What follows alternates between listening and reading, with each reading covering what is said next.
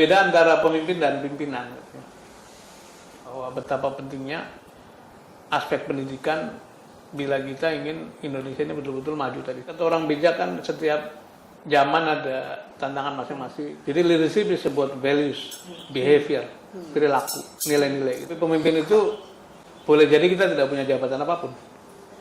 Tapi kalau kita memiliki perilaku tadi, perilaku jujur, perilaku visioner, perilaku menggerakkan, perilaku tanggung jawab, perilaku melayani, maka dia adalah pemimpin kita.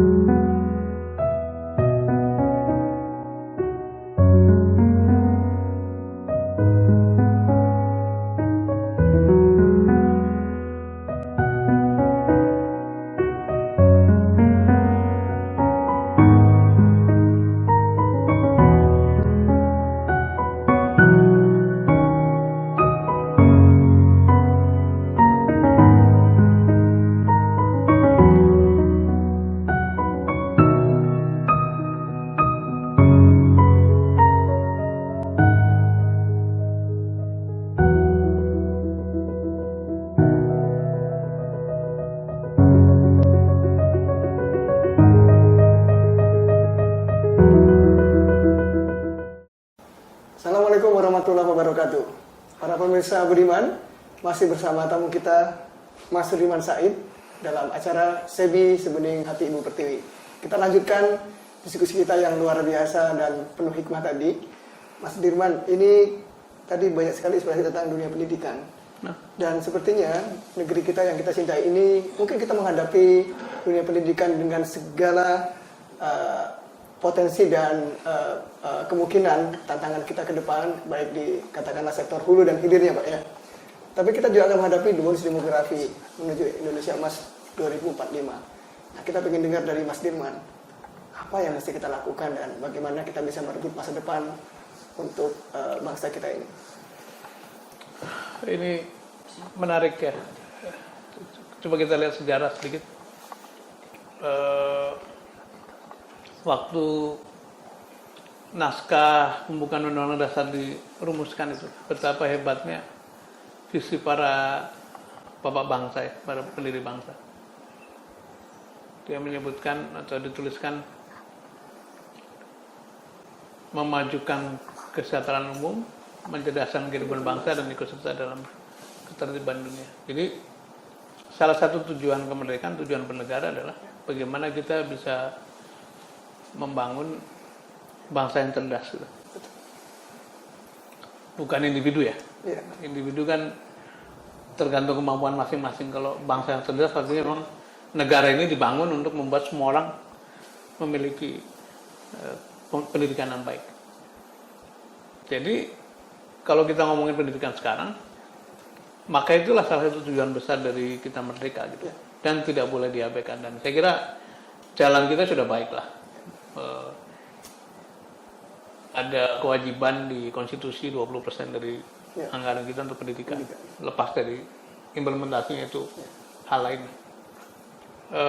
Dan secara personal juga kita banyak, termasuk saya sendiri, bahwa pendidikanlah yang membuat kita dientaskan dari banyak sisi, tentu saja dari wawasan, dari pengetahuan, dari kecerdasan, tapi juga dari ekonomi kan, dari pergaulan, dari segala macam. Jadi pendidikan adalah alat mengentaskan masyarakat.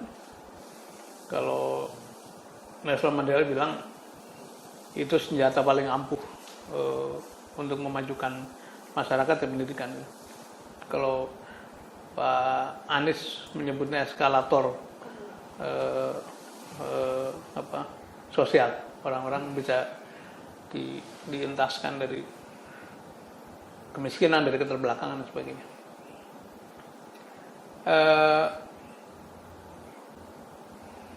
Tantangan kita barangkali adalah, kalau saya lihat dari pemerintah ke pemerintah dari zaman Pak Harto,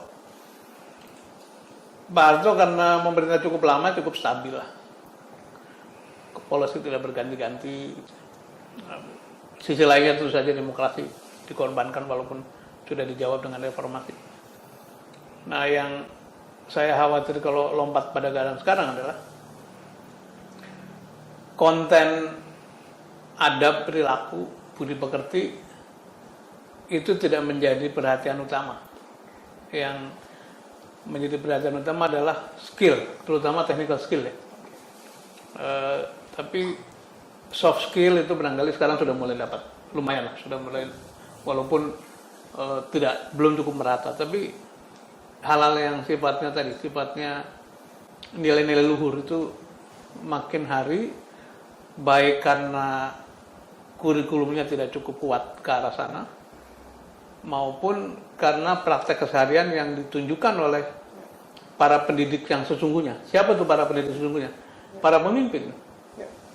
Karena pendidikan yang paling baik itu kan memang memberi keteladanan. Nah, setting publik kita, politik kita hari ini tuh tidak menampilkan itu. Jadi betapa sering kita di kelas tuh kalau diskusi mengenai kebaikan, idealisme, kejujuran, itu di-challenge oleh kenyataan-kenyataan di luar gitu. Pak, Bu, kok di luar begini? Nah, itu yang menyebabkan para pendidik kita sulit untuk mengajak pada bahwa Republik ini didirikan dengan keluhuran dan cita-citanya sangat luhur. Itu agak kesulitan. Ya, tentu saja contoh kita mesti keluar kan, kadang-kadang ya, tidak ada bangsa-bangsa yang menterlantarkan nilai luhur itu menjadi bangsa yang maju. Bangsa yang maju pasti integritasnya baik, nasionalismenya baik, etosnya baik, meritokrasinya baik, mendorong kompetisi yang sehat dan sebagainya.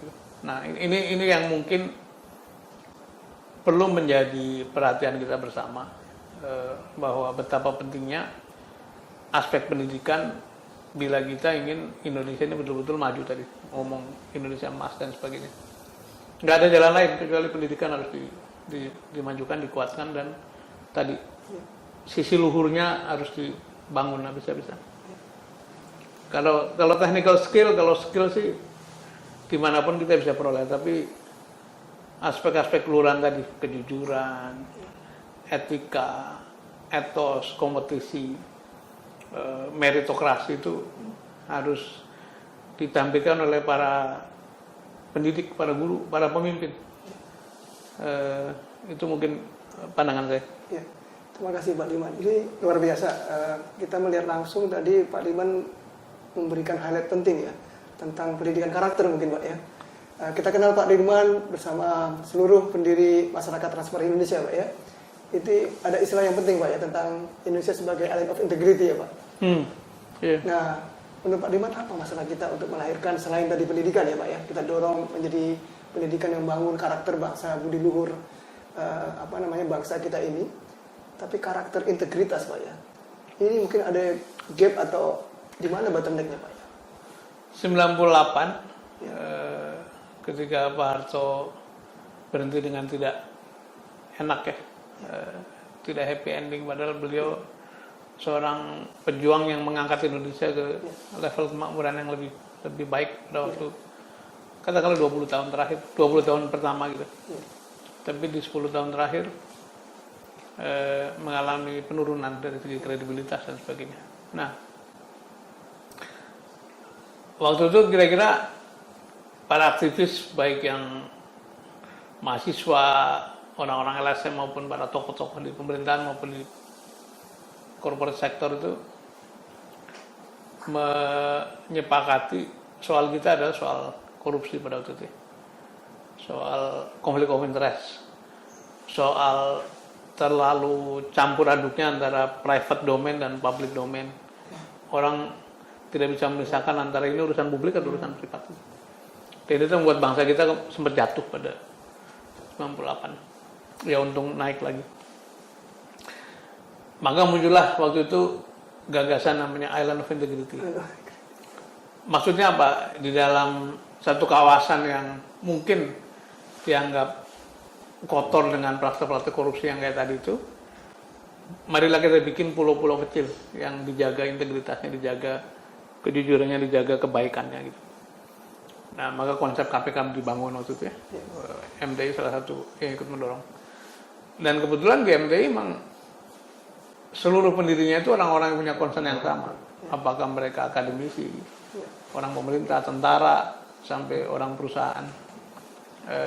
Kalau saya lihat dari tahun 98 sampai hari ini, para pendiri MTI itu masih terus berperan ya.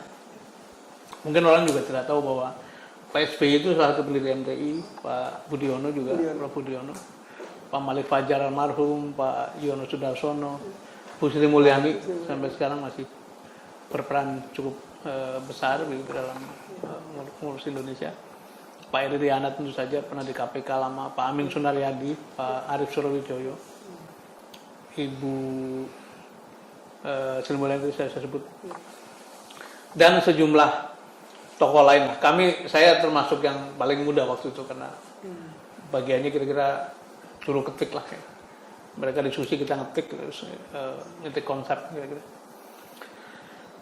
Island Integrity itu disusun dengan background seperti itu. Harapannya itu ditularkan gitu. Dan sebetulnya 10 tahun pertama trennya sangat baik. Reformasi ya. Ada Mahkamah Konstitusi dilahirkan, itu kan juga bagian dari Island of Integrity. Ada komisi yudisial yang bisa mengawasi para hakim atau pengadilan. Ada komisi kejaksaan, komisi kepolisian segala macam. PPK diperkuat pada waktu itu. OJK segala macam itu bagian dari yang lahir sebagai niat untuk membangun Island of Integrity. Tapi memang yang menghitam putihkan hal-hal seperti itu adalah suasana kepemimpinan nasional. Tergantung, kalau ini kita nggak ngomong presiden wakil presiden saja, tapi presiden, wakil presiden, para menteri, para ketua lembaga tinggi bagaimana sikapnya. Nah, pada waktu awal reformasi kan semangatnya hampir sama tuh. Kita tidak boleh mengulangi kesalahan masa lalu gitu. Jadi yang muncul tokoh-tokoh bersih. Nah, tapi rupanya demokrasi berlanjut dan ada faktor uang di sini. Kemudian disadari bahwa lembaga-lembaga seperti KPK itu ternyata powerful. Kemasukan unsur-unsur yang tidak sejalan dengan cita-cita pendiriannya. Jadi ya suasananya seperti yang kita rasakan sekarang. Lembaganya baik tapi diawaki orang-orang yang tidak punya karakter seperti yang diharapkan. Itu juga PR kita. Baik, nah ini menarik karena Pak Dirman juga langsung meng-highlight ya Pak ya, satu isu tentang gerakan anti korupsi kita Pak ya. Jika demikian Pak, menurut Pak Dirman bagaimana gerakan anti korupsi ke depan Pak ya? Melihat situasi yang mungkin katakanlah kita mengalami fase yang berbeda ketika KPK didirikan dan juga mungkin tadi spirit kita Pak ya untuk mengembangkan masyarakat yang penuh dengan keterbukaan dan tanggung jawab publik ya Pak ya.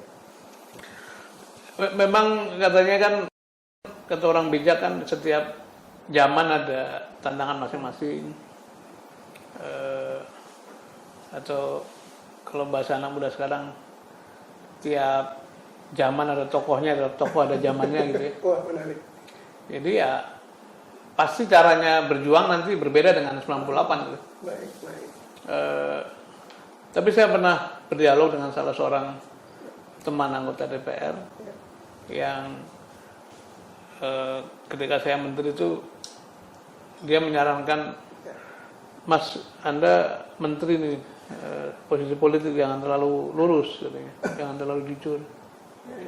Lihat aja KPK itu sekarang diserang dan mungkin akan dihancurkan katanya, kata kawan ini.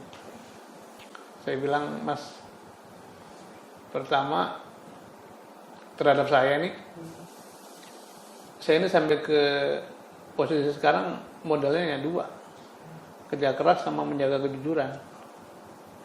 Dan saya ingin satu ketika kembali ke depan kelas. Kalau saya suruh buang kejujuran itu, saya kembali mana nanti? Bagaimana saya bicara di depan kelas dengan anak-anak, dengan mahasiswa, dengan orang-orang saya ajar? Saya ingin punya return point, punya titik kembali yang baik lah, dan kembalinya ke depan kelas. Pengen menjadi pengajar. Yang kedua soal KPK tadi, ya bisa saja itu kan 2014-15 kan obrolan itu kan, bisa saja mereka menghancurkan siapapun yang merasa terganggu, terancam. Tapi yakin saja pada setiap zaman akan muncul cara baru berjuang gitu. Dan ini bukan menghibur diri, tapi saya punya keinginan kuat, yang rusak selalu akan kalah, yang bangun selalu akan menang. Memang kadang-kadang perlu waktu. Buktinya apa? Bahwa yang bangun selalu menang. Buktinya hadiah Nobel terus-menerus ada. Yang tadinya bangsa dijajah kan merdeka selalu bersatu. Yang tadinya korupsi gila-gilaan di berbagai daerah, di berbagai negara, mulai pelan-pelan selesai. Buktinya ada KPK berdiri pada tahun 2001, kan gitu kan? Jadi nanti akan selalu muncul. Buktinya ada orang-orang kayak gini nih, ngobrol kebaikan terus-menerus. Jadi selalu saja yang berbuat membangun akan menang, gitu. Walaupun menangnya bukan pada zamannya gitu. Karena dunia ini memang bergerak pada arah kebaikan kan. Ini semua kan hasil dari perbuatan baik. Ada cangkir yang bagus, ada gadget yang bagus, ada sepatu yang baik, ada pakaian yang bagus, itu hasil dari prestasi, hasil dari kompetisi, hasil dari kebaikan. Yang merupakan hasil dari kerusakan kan penjara kan. Penjara, rompi merah, keluarga yang dipermalukan gitu. Keluarga yang berantakan karena orang tuanya ditangkap masuk penjara, itu kan hasil dari kerusakan. Dan selalu akan ada dorongan untuk, bahkan sebetulnya kenapa politik itu ada, kenapa negara ini ada, karena demokrasi ini ada, karena kan pengen mendorong kebaikan. Prakteknya barangkali sekarang tidak terlalu ideal, tapi niatnya memang untuk kebaikan. Jadi kalau saya ditanya, satu ketika mungkin bukan kita, mungkin juga bukan anak kita, tapi ada orang-orang yang ingin kembali menegakkan itu. Nah, caranya bagaimana nanti tergantung dinamika lapangan. Spirit itu nggak pernah akan hilang. Seorang Novel Baswedan itu kan tekanannya kurang apa gitu. Barangkali yang saya hadapi nggak ada apa-apanya. Itu fisik dialami betul, sampai konon menurut cerita kawan-kawan intelijen itu desain dimatikan, diguyur seember lah. Tapi karena novel itu keluar lebih cepat daripada biasanya, si yang pelakunya itu kaget, loh kok lebih cepat gitu. Jadi belum siap, baru berdua cangkir apalah gitu. Jadi orang seperti Novel pun tidak berhenti, apalagi kita yang sebetulnya baik-baik saja. Jadi kita nggak boleh berhenti juga untuk mendorong kebaikan, insya Allah. Ya, amin. Ini luar biasa rekan-rekan, kita langsung mendapatkan dari pelaku sejarah dan juga harapan beliau ya, sebagai pendiri MTI dan bersama tadi tokoh-tokoh yang luar biasa. Negeri ini tidak pernah kehabisan ya Pak ya, spirit tokoh-tokoh besar, tokoh-tokoh yang berdedikasi. Sejak zaman sejarah Indonesia berdiri, kemudian tokoh-tokoh kita, para founding fathers. Saya jadi ingat Pak Diman tadi karena beliau menggaris dua hal ya, tentang transparansi. Pepatah Arab mungkin mengatakan ya, Mas Diman ya, cahaya matahari adalah pembunuh bakteri paling baik. Jadi kalau kita transparan, kalau terbuka, itulah yang menjadi tuntutan masyarakat modern saat ini Pak ya. Di semua sektor, dan akuntabilitas, transparansi tentunya menjadi keniscayaan Pak ya. Jadi kalau hari gini masih 40 lipat ya nonsen Pak. Itu sebetulnya sedang melawan kehendak zaman ya. Orang yang masih mencuri, masih korupsi itu sudah. Ya kemarin aja kan COVID kan suruh dijemur kan, dijemur mempercepat kesembuhan. Dan boleh dilihat ke belakang ya. 1908 itu kan kebangkitan nasional, ya kan? 1928 itu Sumpah Pemuda. 1945 proklamasi kemerdekaan. 1965 revolusi pertama tuh di Orde Baru, Orde Lama ke Orde Baru. 1998 reformasi politik. Kalau dalam istilahnya Candu itu ada putaran sejarah 20 tahunan. Tidak persis 20 tahun tapi 20 tahun. Semua semangatnya itu membawa kepada norma umum. Norma kebaikan, norma keadilan, norma tadi. Istilahnya dibawa ke publik lah. Dan seorang Dewes Dekker yang ditugaskan pemerintah Belanda Tapi ternyata dia berpihak pada pribumi karena kok begini cara pemerintah saya ngurus daerah jajahan katakanlah gitu. Betul. Dibawa ke dalam forum-forum publik kan. Itu kan sebenarnya transparansi. Jadi semua perubahan besar zaman itu karena kita mendorong kepada norma publik gitu. Saya sepakat sekali bahwa orang-orang yang sekarang masih pat gulipat, main kuasa, mencuri, korupsi, ngutip anggaran itu orang-orang yang sebetulnya hidup di masa lalu. Yang tidak paham bahwa zaman menuju kepada arah sebaliknya. Nanti kan responnya, lu terlalu naif. Enggak naif. Tidak naif. Sama sekali tidak naif. Hanya kalian itu yang masih mencuri tidak sanggup menerima kenyataan. Bahwa zaman sudah berubah. Gitu. Nanti lihat aja. Sepandai-pandai itu melompat, kan katanya akhirnya jatuh juga kan. Dulu waktu cerita Papa minta saham itu sepandai-pandainya muter-muter kejeduk juga ke tiang listrik. Gitu. Jadi akan selalu ada yang menyelesaikan. Nah, tugas kita sebagai orang yang ini saya nyebut Bung Hatta ya. Bung Hatta itu pernah pidato di depan alumni UI tahun 57 tanggal 11 Juni. Judul pidatonya itu tanggung jawab kaum intelijensia, tanggung jawab kaum terdidik. Dia kurang lebih mengatakan begini. Tugasmu hai para alumni UI, alumni perguruan tinggi semuanya lah. Sebagai intelektual yang punya pengetahuan lebih luas adalah menjaga nilai kemanusiaan dengan menjadi pemimpin jalannya masyarakat gitu. Memberi teladan, memberi arah. Nah, kalau orang-orang terdidik itu diam saja, membiarkan kerusakan di masyarakat maupun di negara itu berlangsung tanpa kendali, itu sebetulnya sedang berkhianat pada tanggung jawab itu sendiri gitu. Jadi ya tugas kita lah, tugas kita yang merasa diberi pendidikan lebih baik daripada kebanyakan orang harus terus mengingatkan. Luar biasa. Bapak Ibu dan rekan-rekan Budiman, tadi satu hal juga Pak Dirman sudah menggarisbawahi kepada kita masalah niat ya Pak ya.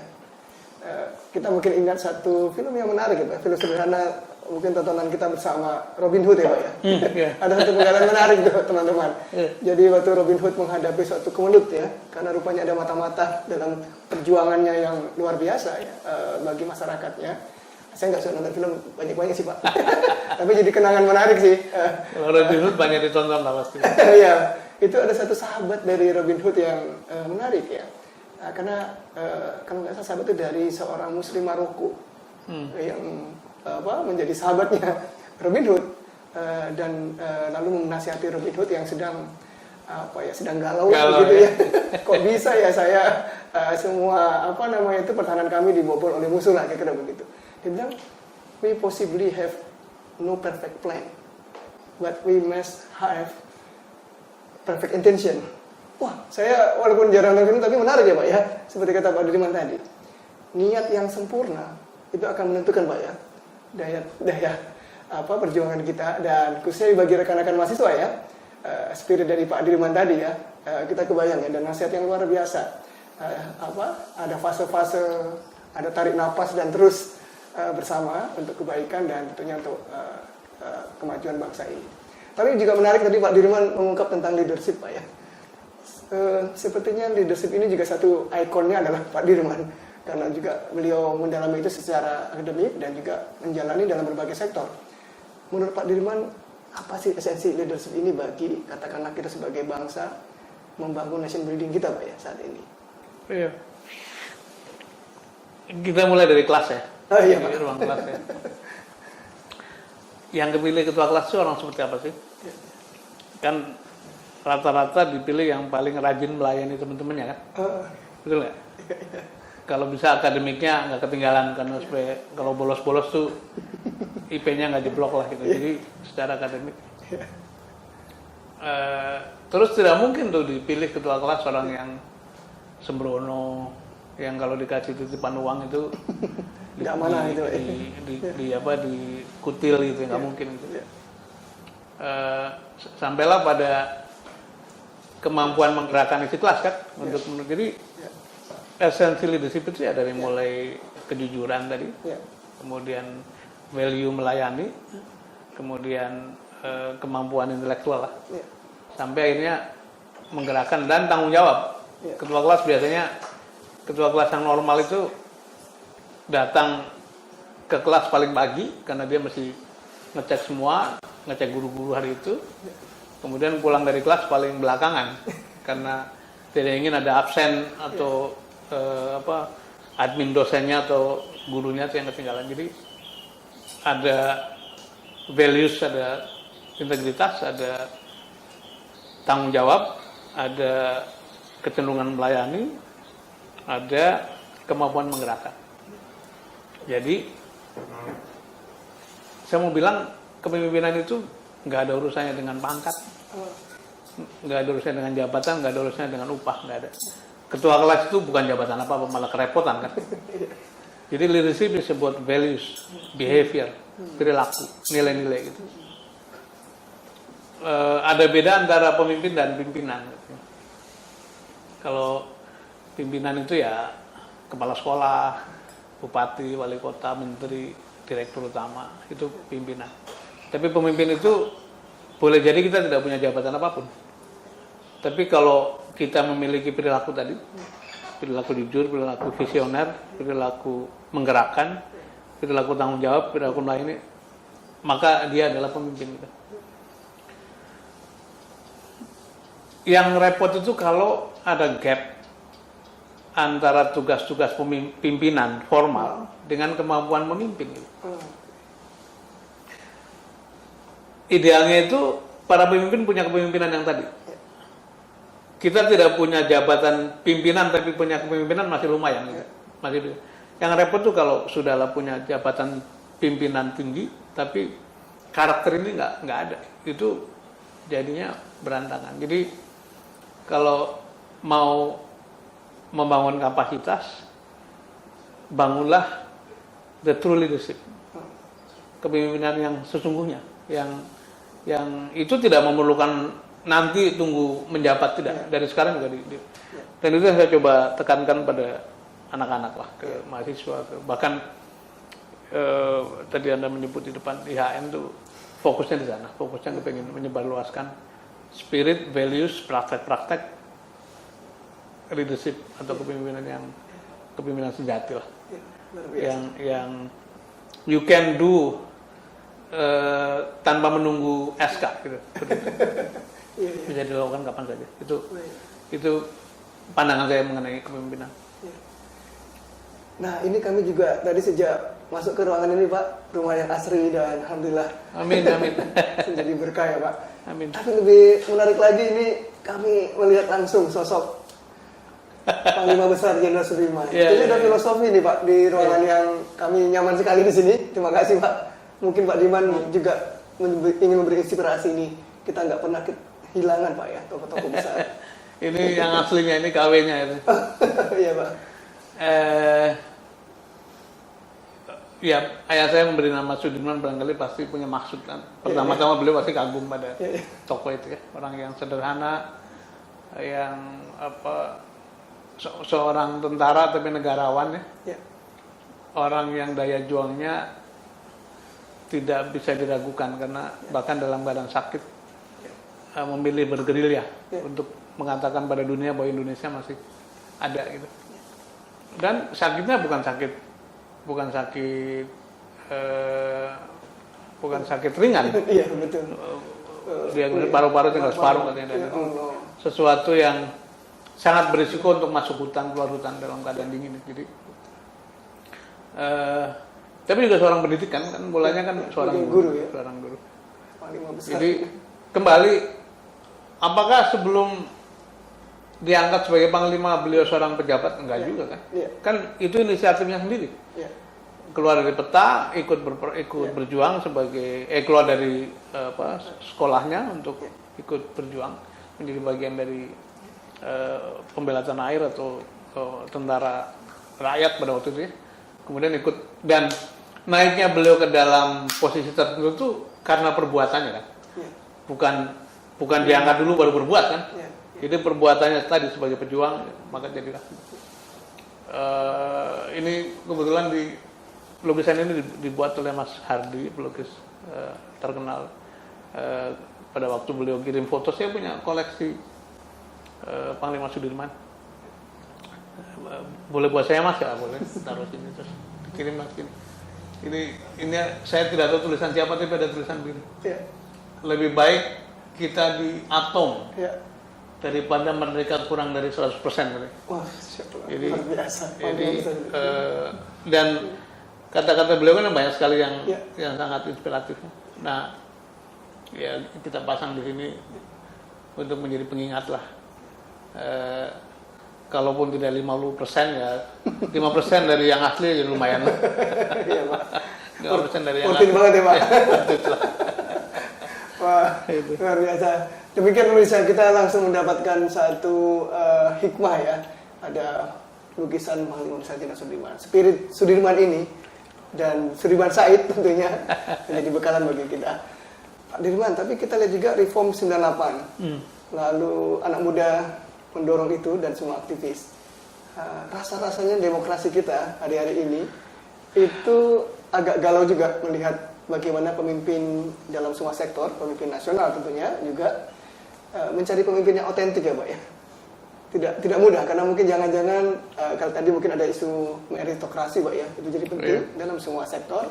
Tapi jangan-jangan demokrasi kita apakah memungkinkan pemimpin yang otentik dan pemimpin yang efektif itu bisa kita capai Pak? Ya, kita harus tarik nafas ya ngomongin soal ini, terutama di hari-hari ini. Hari ini tanggal berapa tuh? 25 Pak. 25 ya? Iya. 25 Maret 2022. Malam tadi sedang beredar meme besar-besaran menyuarakan kegalauan pada keadaan negara, kegalauan pada demokrasi, termasuk pada ekonomi sekarang. Jadi kalau saya boleh sedikit mengajak refleksi,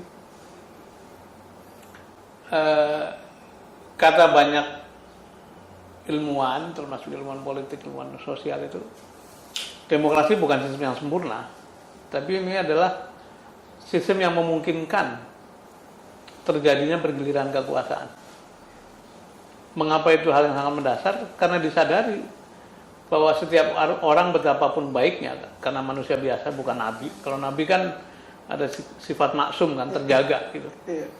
Manusia biasa itu begitu pegang kekuasaan memang berpotensi untuk nyimpang. Namanya juga manusia kan, tempatnya lupa, tempatnya kelemahan. Jadi ada istilah power itu tend to corrupt, absolute power corrupt absolutely katanya. Jadi semakin absolut kekuasaan itu semakin belandarangnya makin terbuka. Nah karena itu apa ujungnya?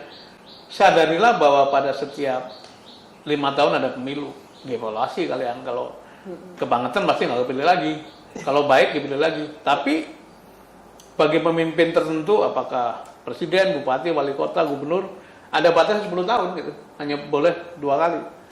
Kenapa begitu ya? Sama bahwa walaupun kalian baik, tapi kalau terus-menerus ada di situ, akan ada resiko lupa, resiko bahwa itu dikira punya sendiri, resiko beda, tidak bisa membedakan antara publik sama private domain. Seperti resiko yang kita alami pada tahun 1998 dan juga tahun 65 kan? Kan 1945 kita merdeka, kemudian ada duit tunggal namanya. 57 Bung Hatta tidak tahan terhadap tindakan Bung Karno, menarik diri. Setelah Bung Karno sendirian, makin belantrang, makin absolut tadi kan. 65 jatuh. 65 Pak Harto naik, 20 tahun pertama sangat sempurna lah, baik itu. Dan kita juga tidak mikir ganti-ganti presiden waktu itu kan. Tapi mulai periode ke-6, ke-7, makin tidak bisa beda antara urusan keluarganya, putra-putrinya dengan urusan negara gitu. Sampailah paling jadi fenomena kan mengangkat putrinya, Mbak Tutut orang baik lah, orang bekerja untuk bangsa juga. Tapi begitu terlihat mencampur adukan antara urusan pribadi dengan keluarga, itulah problem dimulainya. Makanya kembali tadi esensinya, ya demokrasi tidak sempurna, tapi dia memberi kesempatan pada sirkulasi. Kalau kita menyadari ada sirkulasi, ketika duduk akan berhati-hati gitu. Nah, begitupun ketika ngambil akan normal-normal saja gitu, nggak akan terlalu berlebihan. Ini yang sekarang sedang menghadapi cobaan atau menghadapi tekanan karena ternyata praktek demokrasi kita sistemnya baik, tapi prakteknya belum menghasilkan pemimpin yang punya kapasitas yang kayak tadi yang kita diskusikan tadi. Gitu. Nah, terus bagaimana? Ya biarkan negara ini belajar dari waktu ke waktu. Tapi jangan ada pretensi siapapun ingin terus nganggangi kekuasaan selama-lamanya. Itu yang sedang kita perangi hari ini kan. Bukan kita tidak suka pada Pak Jokowi jasanya banyak lah. Sama seperti Pak SBY dan sebagainya. Jadi kita harus mulai melihat spektrumnya jauh ke belakang sama jauh ke depan juga. Jauh ke belakang kita belajar dari apa-apa yang tidak sempurna dari Bung Karno, Pak Harto, Pak Habibie dan sebagainya gitu. Ke depan tindakan-tindakan pemimpin sekarang akan berpengaruh pada jalannya bangsa ke depan. Gitu. Jadi kita nggak boleh mengumbar ego hanya karena kepengen terus-menerus ada di kekuasaan kemudian mengorbankan jalan masa depan. Dan dari sisi perjalanan jangka panjang sebetulnya kita ini nggak jelek, tidak jelek sama sekali. Bayangkan tahun 45 itu ketika merdeka penduduknya 66 juta kalau nggak salah. Itu hanya 3% yang melek huruf, yang bisa baca tulis tuh. Selebihnya orang buta huruf, artinya miskin dan sebagainya. Gitu.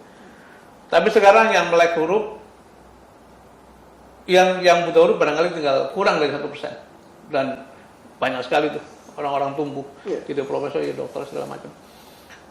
Ekonomi kita terus tumbuh, income per kapita kita terus tumbuh, jumlah APBN yang didanai oleh pajak makin meningkat, artinya apa? Negara kita dibiayai oleh rakyat gitu. Itu makin baik. Ini mandek gitu. Jadi kita sih tidak mengharapkan ada kekerasan. Tetapi ini juga warning bagi kembali the power holder ya, para pemangku kekuasaan sekarang. Kemarin baru terbit The Economist yang terbaru, mungkin baca juga. Ya dia meluiskan perjalanan presiden kita lah, Pak Jokowi, dan saya pernah bersama beliau menjadi bagian dari pemerintahan yang sangat fenomenal sebetulnya. Orang biasa mewakili masyarakat umum lah, disebutnya bukan dari kalangan perwira tinggi tentara, bukan dari birokrat karir, bukan dari pengusaha besar, tapi masuk ke dalam demokrasi dengan baik. Tapi power telah merubahnya katanya. The power has changed. Nah, yang jadi sekarang itu seperti lupa bahwa dia pernah membawa apa hawa atau membawa angin segar bagi demokrasi. Nah, dibayangkannya, dilukiskannya sama dengan zaman Orde Baru, cuman katanya bedanya pada waktu Orde Baru pemimpin bersama teknokrat menata prioritas, kemudian ada kesempatan berdagang, berbisnis, kemudian pemerintah pula yang mengatur untuk siapa ini bisnis. Gitu. Nah sekarang para oligark atau para saudagar itu yang mengatur prioritas pemerintah. Itu menurut saya keadaan yang sangat bahaya, dan ditulis di alinea terakhir itu seharusnya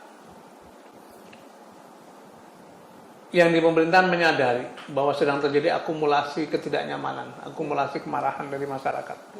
Kalau ini tidak dikelola dengan baik, ya memang kalau diingetin dengan kata-kata tidak bisa kan akhirnya masa turun ke jalan gitu. Dan itu yang tidak kita kendaki, ongkosnya besar. Tapi konsekuensi itu bisa muncul. Mengapa? Karena ratusan guru besar sudah mengingatkan, puluhan LSM sudah mengingatkan. Bahkan orang-orang yang dulu mendukung sangat fanatik sudah juga mengingatkan. Jadi menurut saya sih ini harus jadi early warning yang setiap pemimpin punya tanggung jawab menjadi teladan, tapi juga punya tanggung jawab menyiapkan masa depan institusi yang dipimpinnya. Nah kalau pimpin negara juga mesti memikirkan nasib negara ke depan, jadi tidak boleh semata-mata dianggap ini sebagai urusan pribadi dan keluarga gitu. Ini temanya agak serius nih. Menarik ini. Jadi ini memang ya apa namanya pengalaman panjang beliau, Mas Dirman. Dan tentunya harapan besar ya Pak ya. Kita begitu mencintai negeri ini dan kami kira ini jadi catatan kita penting Pak ya hari-hari belakangan ini. Saya sedikit ya. Ya, silakan, ini penting untuk di share kepada pemirsa lah. Ya. Ada istilah namanya post power syndrome. Post power syndrome itu sindroma orang yang kehilangan kekuasaan. Seperti tidak merasa penting, tidak merasa dihargai orang. Nah, post power syndrome ini kadang-kadang mendera orang-orang tertentu untuk duduk selama-lamanya karena ketakutan kita kehilangan. Nah, mengapa begitu? Karena tadi ada dua hal. Kalau basis power kita dasarnya dari kompetensi, dari pengetahuan, dari perilaku, dari kejujuran, dari budi pekerti, ini nggak penting lagi mau duduk atau tidak. Duduk ya tetap dihormati, nggak duduk tetap dihormati. Yang gawat itu orang-orang hanya duduk mengandalkan kekuasaan semata-mata, tidak punya kompetensi, tidak punya kejujuran, berkhianat pada rakyat, gitu kan? Kemudian tidak punya sesuatu yang ditawarkan kecuali kekuasaan itu, maka ini mengalami ketakutan. Karena itu kita tidak tahu sekarang kondisinya seperti apa, tapi kalau negara kita mau baik, maka perjuangan kita adalah harus memasukkan sebanyak mungkin orang-orang yang punya karakter kayak tadi. Karena orang kayak tadi itu yang menyadari bahwa kekuasaan itu, ya memang kekuasaan itu diskresi kenikmatan, tapi sisi lainnya ada loh. Apa itu? Sisi lain kekuasaan di luar soal diskresi dan kenikmatan keutamaan, itu adalah tanggung jawab, itu adalah amanah, itu adalah pengorbanan, itu adalah layanan pada masyarakat. Kalau orang yang menyadari dua hal ini, ya, maka ketika mendapatkan ya dengan cara-cara yang normal saja, gitu, ya biasa-biasa aja. Tapi pun ketika mendapatkan juga tidak dipegang selama-lamanya, gitu. Karena ada dua sisi kan. Yang gawat itu orang-orang yang melihat kekuasaan hanya separuh saja. Dianggapnya soal keutamaan, dianggapnya soal privilege, dianggapnya soal kenikmatan. Itu akan megangin selama-lamanya. Jadi kembali, kita sebagai negara yang sudah 70 tahun merdeka, ini tahun ke-77, harus belajar, dan tugas pimpinan negara dari mulai paling tinggi sampai lapis berikutnya adalah mengajarkan tadi dua sisi tadi yang ya in and out biasa saja lah, supaya tadi demokrasinya jalan sehingga ada pergiliran kekuasaan. Mungkin gitu. Ya, ini insight yang penting ya bagi kita semua teman-teman, dan luar biasa. Kalau kita perhatikan juga ya Pak Dirman, bagaimana kita bisa menjaga arus reformasi ini, dan hari-hari ini tadi seperti beliau katakan, kaum intelijensia, kaum cendekiawan, kaum terdidik, dan juga masyarakat luas dengan kecintaannya lah membangun menjaga keberkahan bagi negeri ini.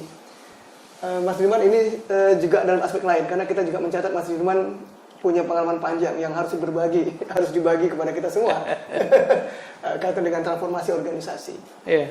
Jadi tadi seperti dikatakan, kita ingat ada katakanlah prophetic leadership ya Pak ya, leadership yang juga berlandaskan kepada nilai-nilai religius. Agama apapun, bangsa apapun, nilai-nilai fitrah ini akan selalu bersemayam Pak ya. Kata orang mata uang itu adalah kejujuran adalah mata uang yang berlaku dimanapun ya Pak ya. Dan juga kita ingat satu buku yang menarik ya Pak ya, tentang, mungkin Pak Dirman sempat meng-highlight juga tentang sufi korporat lah, katakan begitu Pak ya, kaum mistikus korporat yang ditulis oleh G. Hendrik dan Kurt Lederman ya Pak ya. Mungkin Pak Dirman juga langsung melihat karena juga pernah di korporasi dan juga dunia private. Bagaimana menariknya kaum-kaum profesional dan tentunya bisnismen gitu ya Pak ya, yang sangat lekat dengan nilai religius dan tentunya menjadi sufi korporat pada sektor masing-masing. Kan sebelum dunia ada korporasi, sebelum ada pemerintah itu kan ada nabi-nabi kan. Dan mau nabi apapun, apa sih yang ditampilkan oleh mereka? Ya tadi, kepercayaan dari masyarakat setempat, dari umatnya, pengorbanan yang diberikan. Ada orang yang sampai harus menyembelih anaknya kan, Ibrahim. Kemudian tidak mungkin dipercaya kalau tidak jujur, amanah segala macam itu. Sampailah pada tugas mendidik kan, edukasi. Jadi para nabi adalah contoh terbaik dari leadership gitu. Dan mau baca buku apapun mengenai pemimpinan, maka kita bisa dengan cepat mereferensikan akhlak para nabi kan. Gitu. Makanya kan kalau kita orang Islam, umat Islam ya, nabinya Muhammad kan ada 4 karakter itu ya. Iya, Pak. Apa? Tablik, amanah, sidik, fatonah. Tablik, amanah, sidik. Jadi dia mengajarkan, dia dipercaya, tapi dia juga dapat tidak saja punya pengetahuan, tapi juga menjadi pengajar, menjadi pendidik dan sebagainya. Terjemahan 4 itu luar biasa gitu. Begitupun kalau kita tadi mereferensikan pada agama-agama lain, seorang Buddha itu kan seorang pelayan gitu.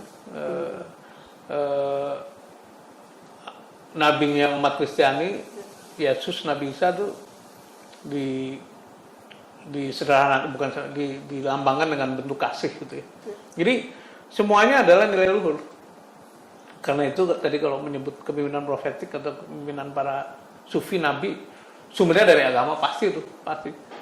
Diterjemahkan ke dalam kehidupan 3 sektor. Saya menyebut 3 sektor. Ada public sektor pemerintahan, ada private korporasi, ada gerakan sosial seperti profesi, ya, IMT dan sebagainya. Ada satu benang merah, namanya intrinsic values, ya, nilai-nilai intrinsik kepemimpinan. Kembali pada mimpin apapun, kalau punya 4-5 unsur tadi, orang butuh dipimpin dengan kejujuran, orang butuh dipimpin dengan visi, dipimpin dengan kompetensi, dipimpin dengan kemampuan menggerakkan. Jadi 4-5 ini mau dimanapun diperlukan gitu. Dan kalau saya ditanya buktinya apa? Banyak orang-orang yang keluar masuk berbagai sektor menggunakan itu kok gitu.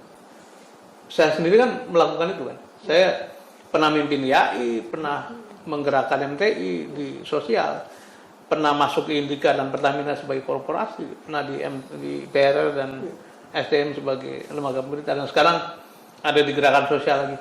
Nggak jauh-jauh dong dari values itu. Jadi kalau kita bisa bangun value tadi, pertama pemahaman bahwa leadership is character, values, behavior, bukan jabatan. Yang kedua apa yang diperlukan tadi, integritas, kompetensi, visi, capability to mobilize people gitu, sama soal pelayanan, tanggung jawab itu. Insya Allah ini akan jadi apa ya? Ya kunci Inggris lah yang bisa dipakai dalam segala medan gitu. Baik, pemirsa yang kami muliakan, begitu banyak hikmah dan juga tadi pelajaran dan luar biasa pengalaman hidup langsung dan juga pengalaman profesional beliau, Pak Sudirman Said, kepada kita. Pak Sudirman mungkin bisa memberikan closing statement sedikit, masukan paling penting kepada adik-adik kita. Iya. Adik-adik akan menjadi penerus bangsa ini, bagaimana kita mewujudkan cita-cita luhur bangsa ini. Monggo, Pak. Ini terutama buat teman-teman muda ya. Saya tadi menyebut garis sejarah kita. 1908 Kebangkitan Nasional, 1928 Sumpah Pemuda, 1945 kemerdekaan, 965 transisi dari Orde Lama ke Orde Baru, sampai 98, bahkan sekarang nanti. Apa yang terjadi kita lihat. Di balik semua peristiwa besar itu orang-orang muda kan. 1908 itu adalah para scholar, para orang terdidik, bahkan orang-orang yang sekolahnya di kedokteran waktu itu. Menjadi sponsor dari perubahan besar, namanya Gerakan Kebangkitan Nasional gitu. Begitupun pada Sumpah Pemuda juga sama, orang-orang sekolah, orang-orang mahasiswa pun di balik kemerdekaan kan tokoh-tokoh muda waktu itu, tokoh-tokoh yang punya pendidikan sangat baik. 965 juga kami, KAPI, gerakan-gerakan sampai pada tahun 98. Mungkin Mas Diki juga bagian dari itu semua. Saya juga bersama mahasiswa ada di Senayan waktu itu. Jadi setiap perubahan besar yang dorong adalah kaum muda gitu. Jadi kaum muda mesti bersiap untuk berperan. Yang namanya perubahan itu kan tidak harus ontran-ontran, tapi ini kan transisi menuju kepada yang disebut zaman digital, yang disebut industri 5.0, atau menjaga demokrasi itu bagian dari proses perubahan juga. Jadi mari kita bersiap dengan karakter kepemimpinan.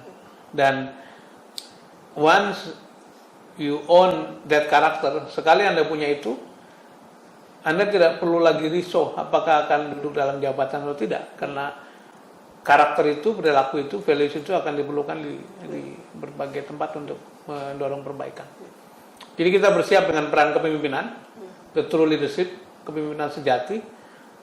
Tidak harus menunggu SK, menunggu jabatan, tapi gerakan saja lingkungan untuk mengarah pada perbaikan. Itu barangkali sharing saya untuk teman-teman mahasiswa dan yang muda-muda. Terima kasih banyak Mas Sudirman Said, dan tentunya rekan-rekan yang berbahagia, Bapak Ibu dan para sahabat Budiman, pemirsa Sebi Sebening Hati Ibu Pertiwi. Waktu juga mungkin yang memisahkan kita. Ingin sekali kita mendiskusikan banyak hal kepada Mas Sudirman Said. Insya Allah lain waktu kita akan tetap berdiskusi, dan tentunya ini adalah spirit kita, tidak pernah lelah mencintai negeri ini, dan juga tidak pernah berhenti menenun persatuan negara kesatuan Republik Indonesia ini. Dengan peran kita masing-masing, dengan dedikasi kita masing-masing, dan semoga Allah Subhanahu Wa Taala meridhoi dan memudahkan semua langkah-langkah kita. Kita akhiri diskusi kita hari ini. Tunggu kami di agenda berikutnya, Sebi Sebening Hati Ibu Pertiwi. Assalamualaikum warahmatullahi wabarakatuh. Bermata tapi tak melihat, bertelinga tapi tak mendengar, bermulut tapi tak menyapa, berhati tapi tak merasa, berharta tapi tak sedekah, berbenda tapi tak berzakat, berilmu tapi tak beramal, berjalan tapi tak terarah. Semoga kita